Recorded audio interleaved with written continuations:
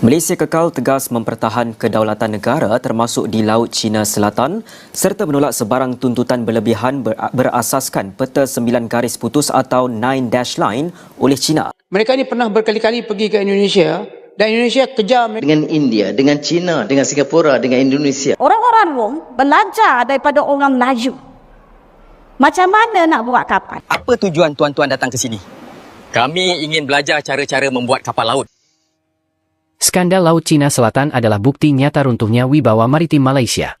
Di saat mereka sibuk membanggakan mitos sejarah perkapalan kuno, armada hari ini justru merana menghadapi infiltrasi kapal Cina yang semakin berani masuk ke wilayah mereka. Tentara Malaysia seolah tak berdaya menghadapi kapal modern dengan armada tua yang semakin rongsok.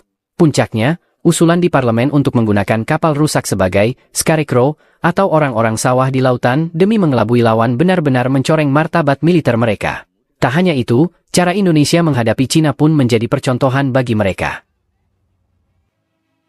Sedia maklum kehadiran kapal pengawal pantai China Coast Guard atau CCG di Laut Cina Selatan telah berlarutan sejak tahun 2013.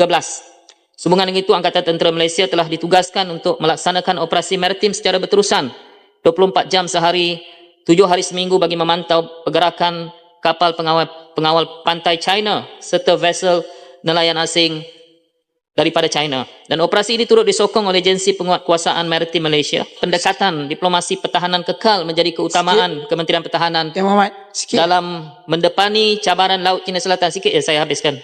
Terima kasih di atas jawapan yang manis. Tapi peristiwa yang berlaku di sana tak manis, Yang Hormat.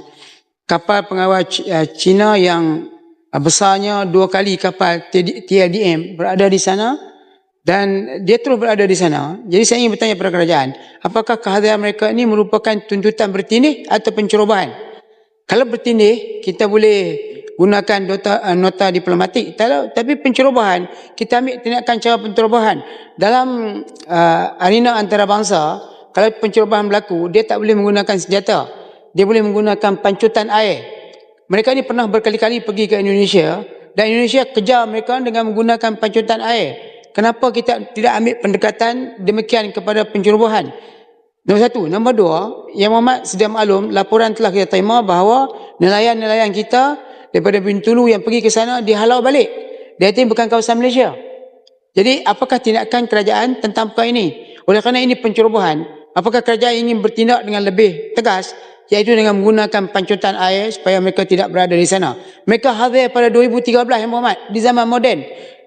Nak tuntut apa? Mereka datang dulu cuma nak bagi tahu di sana ada sebuah kapal zaman dahulu, kapal Cheng Ho tenggelam di situ, mereka nak ambil kapal.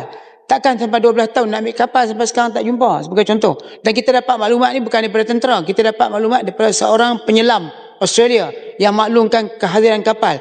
Barulah tindakan diambil seperti yang berlaku sejak 2013. 2013 saya menteri yang menjaga MKN masa itu. Jadi saya ingin bertanya, apakah tindakan yang diambil oleh pihak kerajaan, iaitu menganggap bahawa mereka ini penceroboh, dengan itu gunakan pancutan air. Sebab tu bila kita bagi jawapan saya nampak cantik, macam kata manis, tapi hakikatnya tidak. Betul.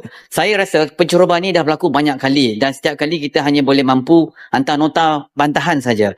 Jadi cuma persoalan saya ialah ada tak usaha-usaha lain supaya pencerobohan ni jangan berlaku? Sebab saya tahu kapal kita semua uzur, tak mampu nak kejar, tak mampu nak berlawan. Kita pun tak mahu ada keganasan. Kita lebih pada diplomasi. Tapi masalahnya, nota diplomasi kita tu macam tidak diendah. Terima kasih. Kita tahu bahawa Laut Cina Selatan bukanlah isu baru bagi kita. Tadi pun yang Muhammad Arau sebut, dia di MKN itu semenjak 2013 itu. Tapi kita tahu bahawa antara cabaran kita adalah bagaimana kita mahu menyelesaikan isu kita di Laut Cina Selatan. Sebab itu kalau kita lihat sebagai sebuah negara berkecuali, dan kalau kita lihat tindakan-tindakan kita masih menganggap bahawa diplomasi kita, terutamanya dengan China, masih berfungsi dengan baik. Sebab itu walaupun kita sebut tadi disebut oleh Tanah Merah tentang nota bantahan-bantahan kita, tapi sebenarnya kita mempunyai suara juga untuk berbincang dan menyelesaikan masalah-masalah kita.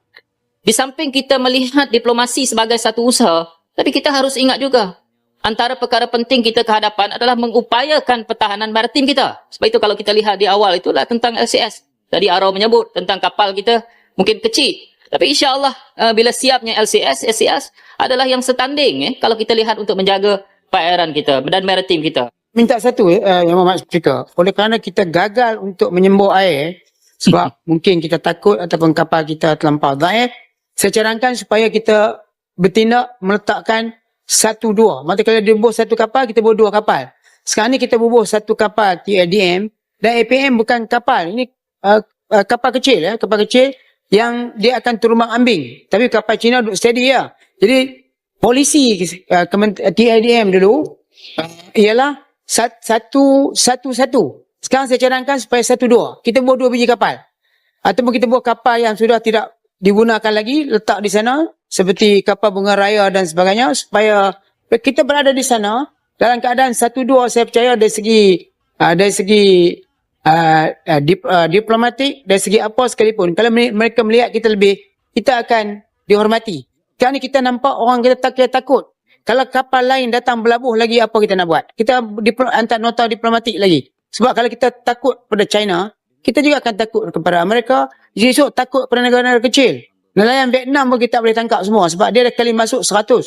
Kapal kita nak tangkap 2-3 biji, kita tak boleh tangkap semua pun. Jadi saya cadangkan supaya hadir melebihi daripada mereka. Ini cara diplomatik. Sebab itulah LCS kena siap. Kalau LCS siap, isu ni boleh diselesaikan. Memanglah, saya yakin bahawa kerajaan Malaysia Madani ini insya-Allah dia akan siapkan LCS kita seperti pada yang ketidakyakinan. Memanglah Tanah Merah tak ada keyakinan. Tapi berdasarkan kepada progres kita boleh melihat bahawa kita sudah pasang di air untuk menyiapkan aset-aset kita. Bukan sahaja tentang LCS, tapi kalau kita lihat kita juga dalam proses menyiapkan LMS di Turki, dan kita masuk fasa seterusnya untuk meningkatkan lagi keupayaan kapal kita. Tadi Arau cadangkan kita letak lebih banyak kapal. Memang kita rancang untuk dapat lebih banyak aset. Tapi cadangan Arau untuk letakkan kapal yang tak boleh berfungsi itu dekat situ, saya fikir itu harus difikirkan banyak kali lah. Bukan sekali saja. Walaupun nak menampakkan keberadaan kita itu. Sekarang pasal kapal Cina nak datang Pulau Pinang, nak serang Pulau Pinang.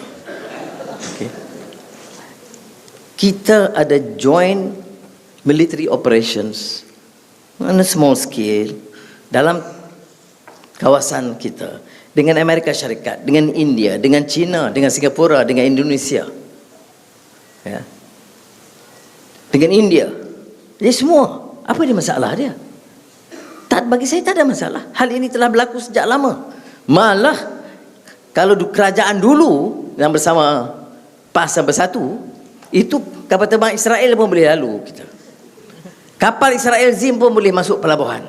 Tapi tak jadi isu. Sekarang jadi isu. Jadi saya nak beritahu, dia boleh kata apa yang dia suka, kita nak jelaskan dasar untuk berbaik dengan semua negara. Kapal dia nak berlabuh dalam semua pelabuhan kita, bagi semua negara, kita akan terus izinkan. No compromise. Yang kita tak bagi Israel, yang lain masuklah. Ya, kerana itu dasar yang kita amalkan sekarang. Tapi ini dijadikan isu untuk menunjukkan, tengok, China dah ambil alih. Ya, kerana bila Anwar baik dengan Xi Jinping, kapal perang China dah masuk. Yo, sekarang balik. Inilah ironi pertahanan laut Malaysia yang memilukan, strategi unik atau tanda keputusasaan?